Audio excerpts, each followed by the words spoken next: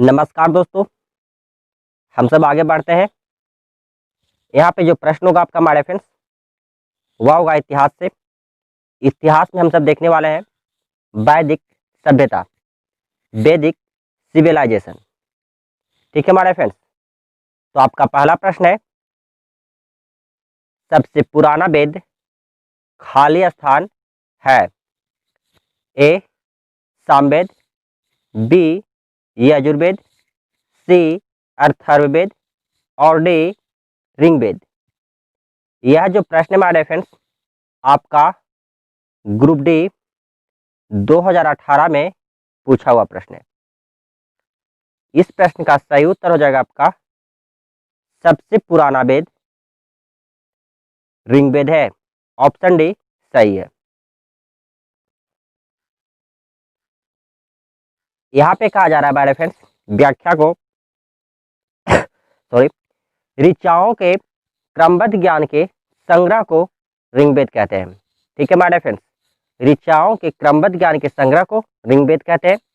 ऋग्वेद सबसे पुराना वेद है, जिसमें 10 मंडल, 1028 सूक्त, बाल्यखिल के 11 सूक्त सहित एवं 10,462 ऋचाएं हैं। ऋग्वेद पढ़ने वाले पुरोहित को होत्री कहा जाता है। यहाँ से प्रश्न पूछा जा सकता है हमारे फ्रेंड, इस वेद के ऋचाओं के पढ़ने वाले पुरोहित को होत्री कहते हैं। यहाँ पे हमारे फ्रेंड्स, विश्वामित्र द्वारा रचित ऋग्वेद के तीसरे मंडल में सूर्य देवता सावित्री को समर्पित प्रसिद्ध गायत्री मंत्र है। यहाँ से प्रश्न पूछा जा सकता है हमारे फ्रेंड्स कि गायत्री मंत्र ऋग्वेद के कौन से मंडल में है? तो आपका हो जाएगा उत्तर तीसरे मंडल में। किसके द्वारा रचित है? तो विश्वामित्र के द्वारा रचित है। यहाँ से प्रश्न पूछा जाता है हमारे फ्रेंड्स, 9वें मंडल में देवता सोम का उल्लेख है। प्रश्न यह हो सकता है कि 9वें मंडल में किस देवता का उल्लेख किया गया है? तो आपका उत्तर हो जाएगा देवता सोम का। या फिर प्रश्न इस प्रकार से पूछ सकता है कि देवता सोम का उल्लेख किस मंडल में है? तो आपका हो जाएगा 9वें मंडल में। ठीक है हमारे फ्रेंड्स, अगला प्रश्न पे हम सब चलते हैं। अगला प्रश्न है आपका हमारे फ्रेंड्स, ऋग्वेद में खाली स्थान मंत्र है जिनमें अप्रामाणिक वाल्यखिल भजन शामिल है। ऑप्शन ए में दिया गया है आपका 1549, बी में दिया गया है 1028, सी में दिया गया है 760 और डी में दिया गया है 1875। यह भी प्रश्न हमारे फ्रेंड्स ग्रुप डी 18 में पूछा हुआ प्रश्न है। तो इस प्रश्न का सही उत्तर क्या होगा हमारे फ्रेंड्स? इस प्रश्न का सही उत्तर हो जाएगा हमारे फ्रेंड्स 1028 बी। ठीक है हमारे फ्रेंड्स, आपका अगला प्रश्न, ऋग्वेद में खाली स्थान मंत्र है। ऑप्शन ए में दिया गया है 1014, बी में दिया गया है 1028, सी में दिया गया है 1035 और डी में दिया गया है 1020। यह भी प्रश्न हमारे फ्रेंड्स आपका ग्रुप डी 2018 में पूछा हुआ प्रश्न है। इस प्रश्न का सही उत्तर क्या होगा? आप हमें कमेंट बॉक्स में बताइए। इस प्रश्न का सही उत्तर हो जाएगा हमारे फ्रेंड्स आपका 1028। ठीक है हमारे फ्रेंड्स, अगला प्रश्न आपका है, सॉरी यहाँ पे थोड़ा सा दिक्कत हो रहा है। निम्नलिखित में से कौन सा वेद जादुई अनुष्ठानों और वशीकरण के बारे में बताता है? Option A Atharvaveda, option B Samaveda, option C Rigveda, option D Yajurveda. इस प्रश्न का सही उत्तर क्या है?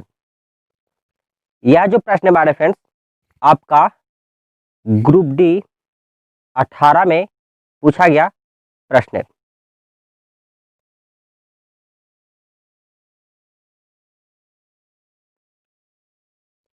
उत्तर क्या हो जाएगा हमारे फ्रेंड्स आपका ए अथर्ववेद।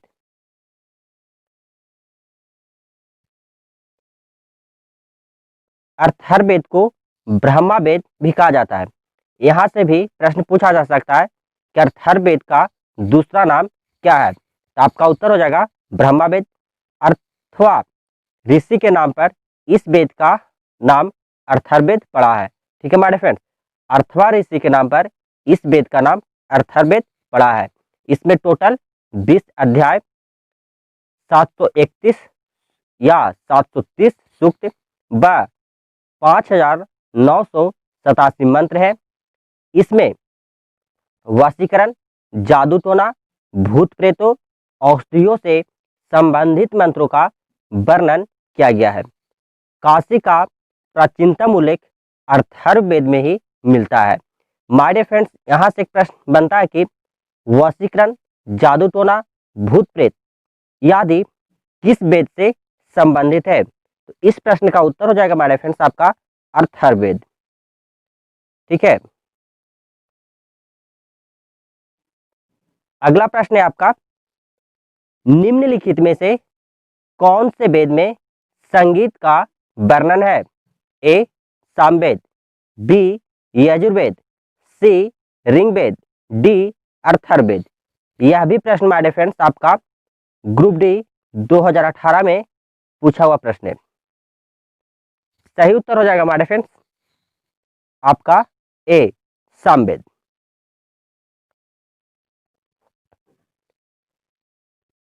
सामवेद में गाई जा सकने वाली ऋचाओं का संकलन है। ठीक है, सामवेद में गाई जा सकने वाली ऋचाओं का संकलन है।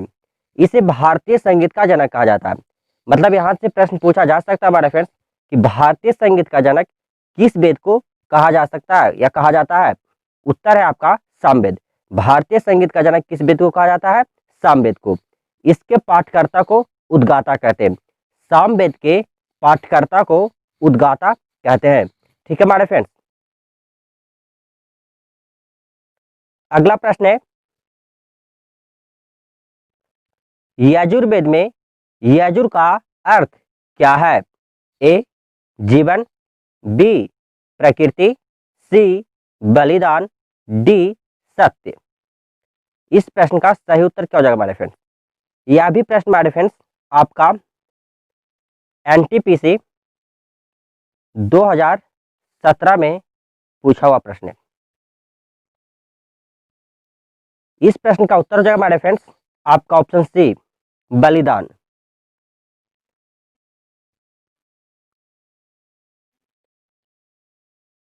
यजुर्वेद में यजुर का अर्थ बलिदान है। ठीक है हमारे फ्रेंड्स, यजुर्वेद में यजुर का अर्थ बलिदान है। यजुर्वेद हिंदू धर्म का एक महत्वपूर्ण धर्म ग्रंथ है। यजुर्वेद हिंदू धर्म का एक महत्वपूर्ण श्रुति धर्म ग्रंथ है। सॉरी, इसमें यज्ञ एवं बलि की प्रक्रिया के बारे में बताया गया है। यह हिंदू धर्म के 4 प्रमुख ग्रंथों में से एक है। ठीक है हमारे फ्रेंड्स, आगे हम सब चलते हैं।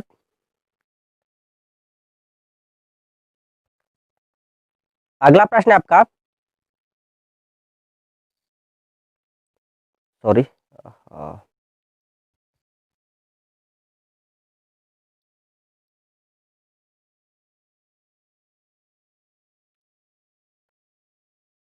निम्न में से किस वेद में बीमारियों का उपचार दिया गया है?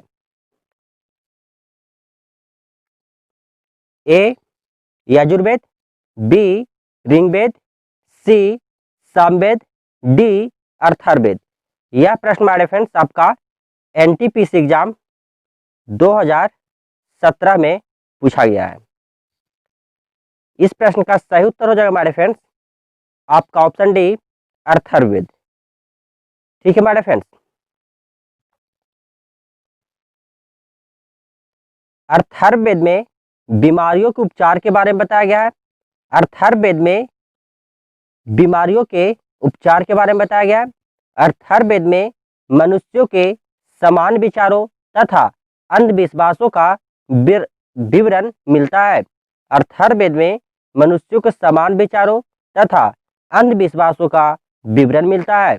इसमें विविध विषयों से संबंधित मंत्र तथा रोग निवारण, समन्वय, राजभक्ति, विवाह तथा प्रणय गीतों आदि के विवरण सुरक्षित है। अथर्ववेद को अथर्वा ऋषि के द्वारा रचित किया गया है। यहाँ से प्रश्न पूछा जा सकता है मेरे फ्रेंड्स कि अथर्ववेद को किस ऋषि के द्वारा रचित किया गया है, तो आपका उत्तर हो जाएगा अथर्वा ऋषि के द्वारा। अगला प्रश्न है,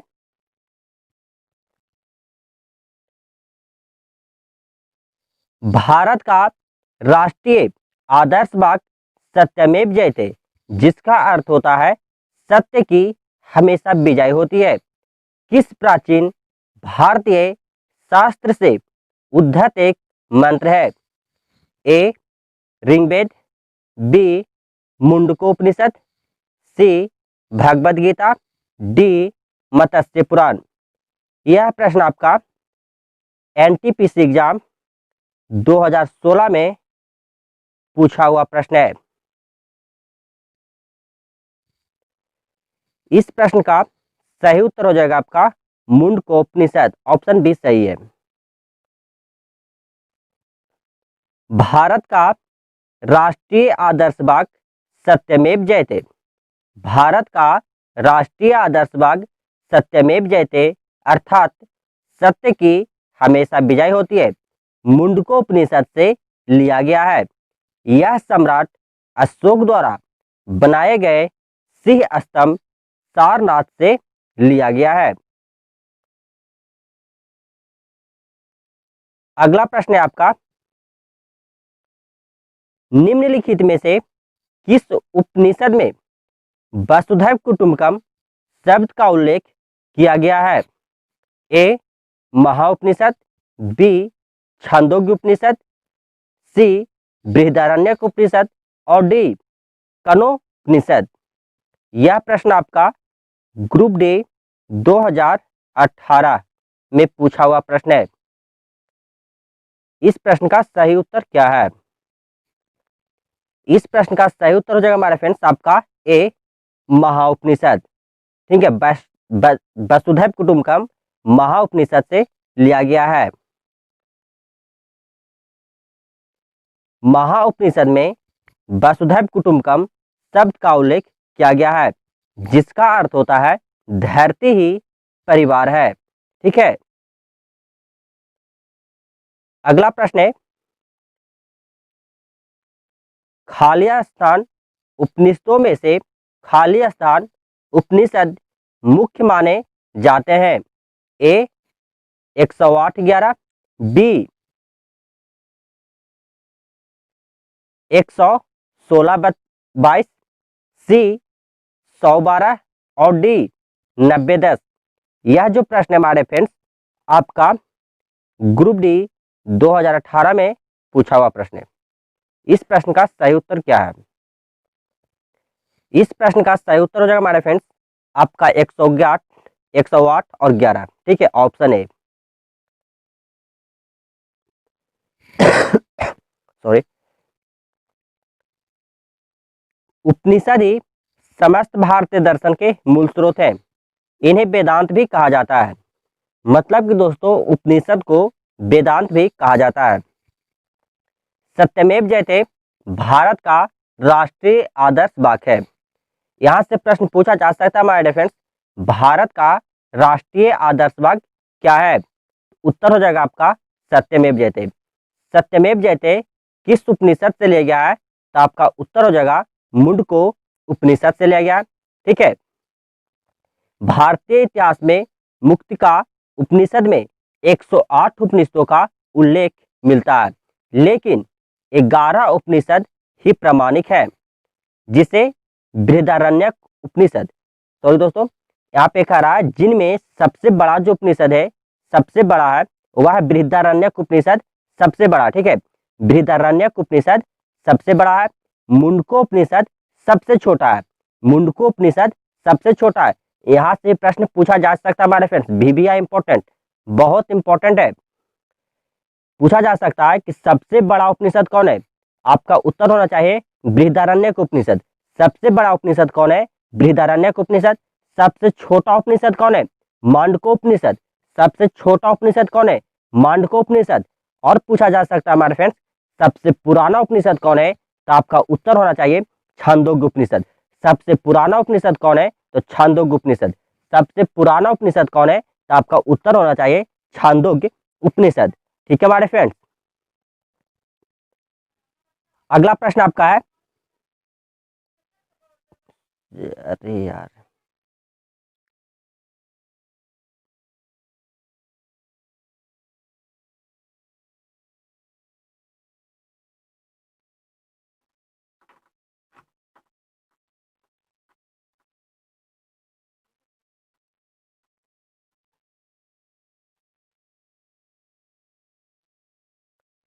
प्रश्न है खालिया स्थान सबसे पुराना उपनिषद है?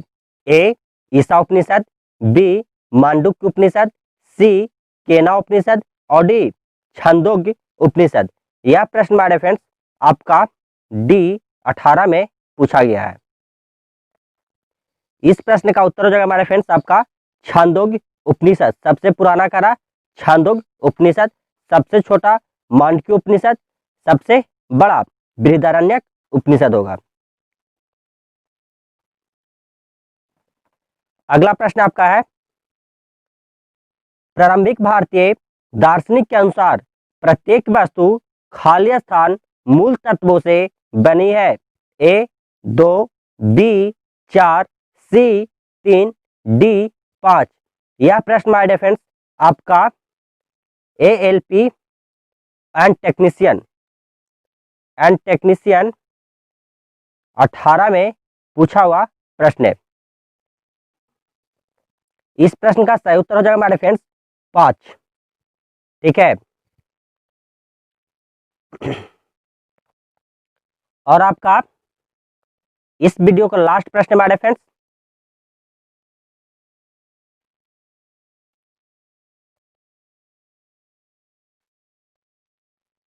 कठोपनिषद में नचिकेता नामक एक किशोर और देवता के बीच हुई बातचीत दर्ज है। निम्नलिखित में से कौन सा देवता नचिकेता से बात कर रहा है?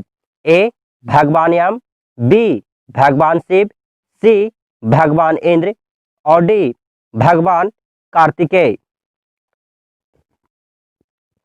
इस प्रश्न का सही उत्तर क्या होगा? यह जो प्रश्न हमारे फ्रेंड्स आपका ALP टेक्नीशियन 2018 में पूछा हुआ प्रश्न है। इस प्रश्न का उत्तर हो जाए हमारे फ्रेंड्स आपका ऑप्शन ए भगवान यम। कठोपनिषद में नचिकेता एवं देवता यम के मध्य हुई बातचीत संवाद दर्ज है हमारे फ्रेंड्स। ठीक है, नचिकेता और देवता यम के मध्य जो बातचीत हुई है वह किस उपनिषद में? तो आपका उत्तर हो जाएगा कठोपनिषद में। ठीक है, यह कृष्ण यजुर्वेद शाखा का उपनिषद है। इस उपनिषद के रचयिता कट नामक आचार्य हैं। तो हमारे फ्रेंड्स स्टूडेंट्स लाइव के इस वीडियो में बस इतना ही। फिर नए वीडियो के साथ आप सभी से मुलाकात होगी। तो हमें दीजिए इजाज़त, नमस्कार। फिर नए वीडियो के साथ मिलते हैं, तब तक अपना ख्याल रखिए। Best of luck.